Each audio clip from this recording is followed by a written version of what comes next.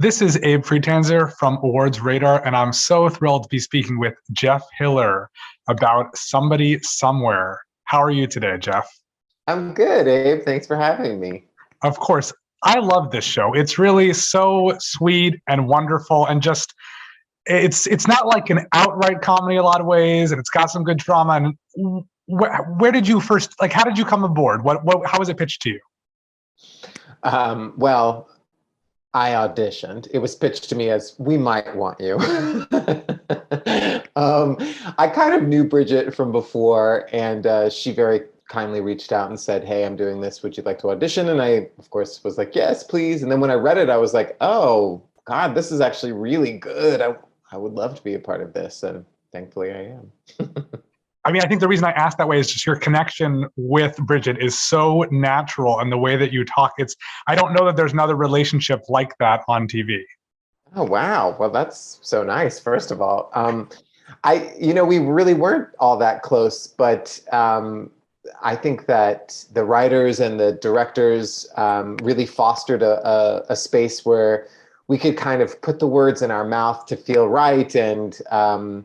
And then we also, we were living together in a house, so we kind of became friends along the way. And I know that you're from Texas, not Kansas, but how much of Joel is actually also you? He's a lot nicer than I am.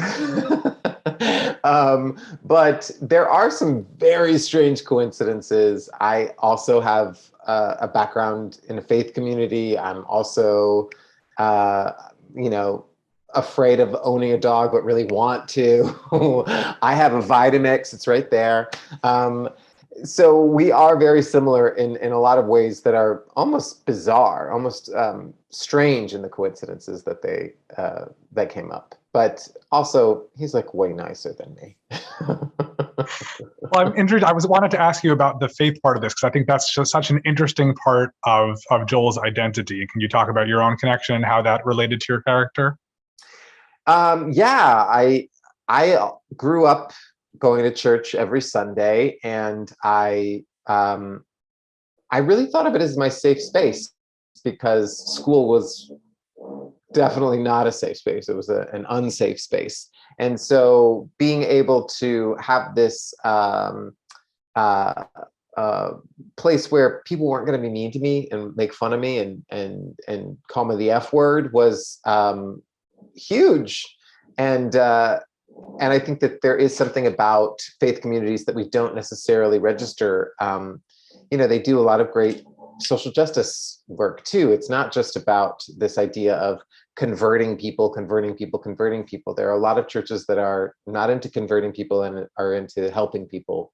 And I think that that's really cool to explore that with this character. There's some bad churches too, don't get me wrong. Right, but I don't think we see the good ones all that often, and so I think it's nice to do that. And I like that, even though there are definitely a lot of toxic elements in Sam's life and in Joel's life, the church is not one of them, and that's really cool to see. And I especially like the search for different churches, which involves a few humorous distractions along the way later on in the season.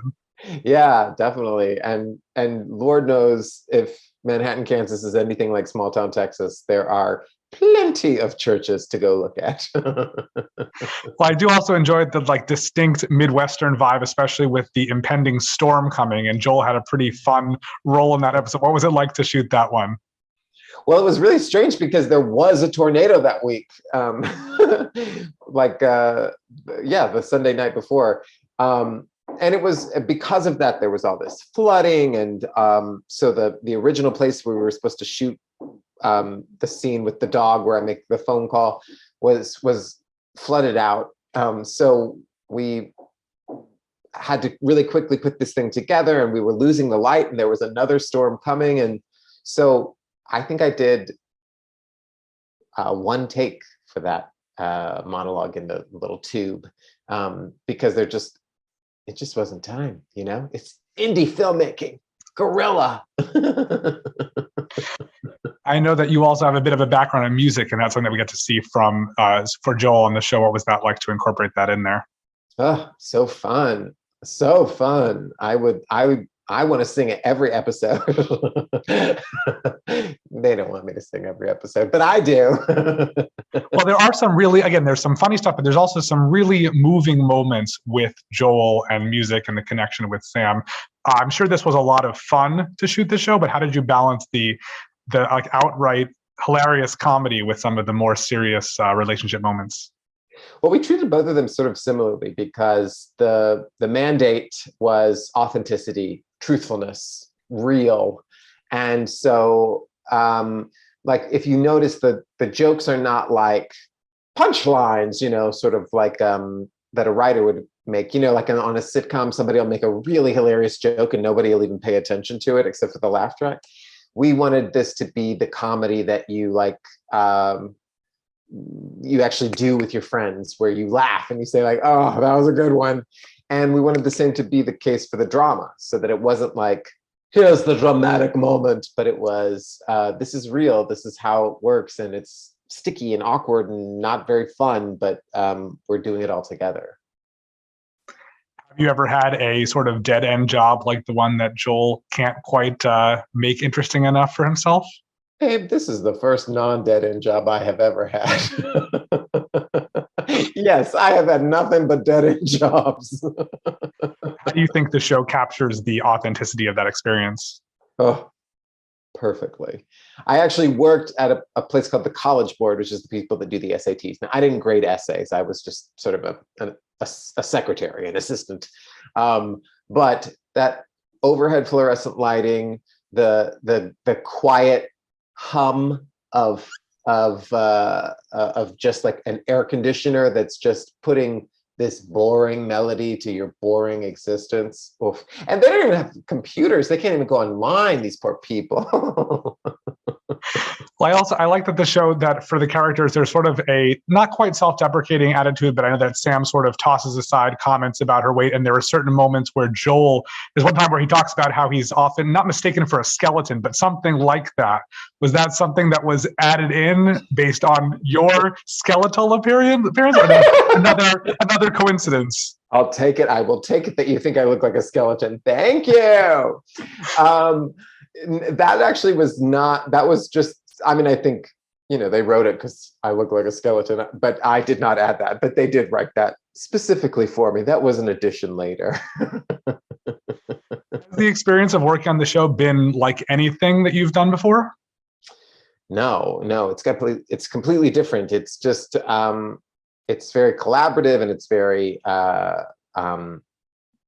meaty. It's meaty. Most of the work that I've done before is playing like a mean waiter. I tell the main character, you don't have a reservation, that kind of a thing. So this was thrilling to be able to actually, have a character that has a soul.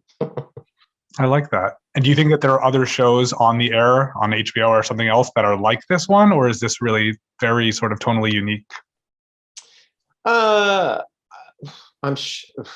There's so many shows. I'm sure there's another one out there like it, but I do think that it is unique in that it's about just being real, as opposed to and don't get, I want to watch the superheroes and the witches and the zombies, but I really appreciate this show for being for showing somebody like me, some like middle-aged over the hill, profoundly homosexual person get to see what their life is like on the inside. We do have lives, so it's very exciting to have TV represent that.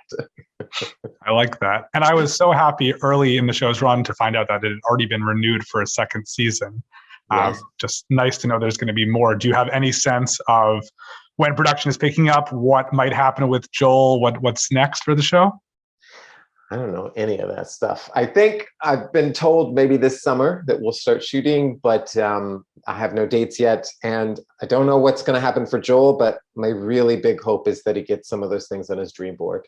Are there any members of the cast that you haven't really gotten a chance to interact with that you'd love to see Joel overlap with in season 2? Yeah, Joel never spent any time with Sam's family. So I never had a scene with Mike Haggerty. So I would love to see Joel get invited to one of those barbecues where there's eggshells in the egg salad. I'm sure he would. It's really a fun show. Is there anything else that you're working on in the meantime? I'm writing at the moment, actually. I'm working on a play and I'm developing a TV show, and we'll see. Who knows? We're all doing everything, aren't we? Yeah. Well, I'm really excited to see more of Somebody Somewhere, and I hope that a lot more people get exposed to this show in the time between now and season 2.